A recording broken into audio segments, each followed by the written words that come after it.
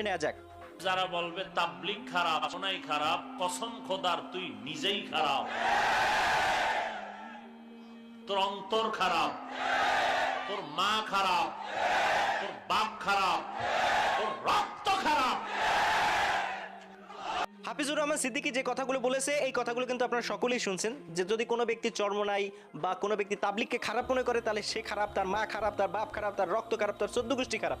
আরে ভাই, মানুষ হিসাবে একটা মানুষ একটা দলকে ভালোবাসতেই পারে, অন্য দলকে সে চোখে নাই দেখতে পারে। আপনিও তো চান না যে চরমনাইয়ের বিরুদ্ধে কেউ কথা বলুক, তাহলে আপনিও কিন্তু কোনো না কোনো দালালি করতেছেন অভ্যন্তরীণভাবে, যদি প্রকাশ্যে সেভাবে বলেন না।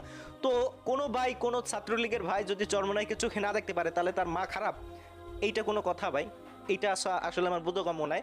সুতরাং আপনারা যদি কেউ পারেন হাফিজুর রহমান সিদ্দিকীর এই কথাগুলো একটু সাইজ করে দেবেন, কমেন্ট সেকশনে একটু দিতে পারেন, কমেন্ট সেকশন খোলা আছে। ধন্যবাদ সকলকে, আসসালামু আলাইকুম ওয়া রাহমাতুল্লাহ।